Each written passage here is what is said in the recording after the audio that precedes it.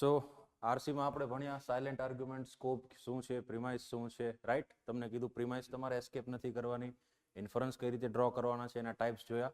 હવે આ બધી વસ્તુની એપ્લિકેશન ક્યાં છે ખાસ ધ્યાન રાખજો કે આ બધું એઝ ઇટ ઇઝ જે આપણે ક્લાસમાં પ્રેક્ટિસ કરશું એ પીવાયક્યુ ડ્રીવન છે, રાઈટ. કોઈ બી વસ્તુ અનનેસેસરી નહીં હોય, પીવાયક્યુમાં લિંક થતી હશે તો જ અવેલેબલ હશે, રાઈટ. આ બધા કોન્સેપ્ટ સમજ્યા તમે, ઠીક છે. હવે હું એક ક્વેશ્ચન આપું છું તમને, જોઈએ આપણે કે તમારું આરસી કેટલું સ્ટ્રોંગ છે, રાઈટ. એક ક્વેશ્ચન તમને આપું છું, તમારે કહેવાનું છે કે એનો આન્સર શું આવશે.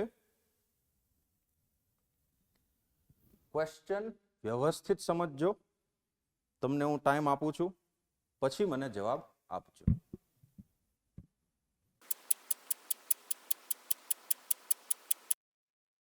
ક્વેશ્ચન સમજાણો બધાને? જો શું પૂછે છે ક્વેશ્ચન, સૌથી પહેલા એક એડવર્ટાઇઝમેન્ટ છે. પહેલા તો આ ખ્યાલ પડ્યો તમને, જો એક એડવર્ટાઇઝમેન્ટ છે, રાઈટ. ઈટ ઓનલી બ્રાન્ડ એક્સ લો સુગર ચોકલેટ ફૂલ સ્ટોપ. આ પહેલી premise. Done. 4 out of 5 doctors surveyed recommended brand X low sugar chocolates for their patients who eat chocolate and advertisement. આ એક એડવર્ટાઇઝમેન્ટ છે જે કંપનીએ કરેલી છે. હવે ઇન્ફરન્સ નો ક્વેશ્ચન છે, સમજજો.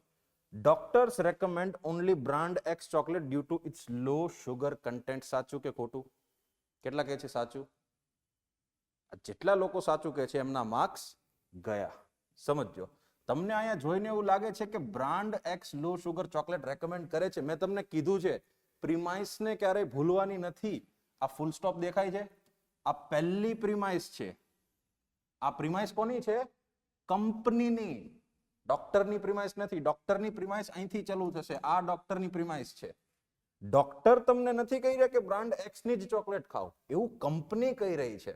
એડવર્ટાઇઝમેન્ટ છે, બહુ સમજી વિચારીને શાર્પલી આખી એડવર્ટાઇઝમેન્ટ ફોર્મ કરેલી છે. ઈટ ઓનલી બ્રાન્ડ એક્સ લો સુગર ચોકલેટ્સ કંપની કહે છે, ડોક્ટર્સ નથી કહેતા.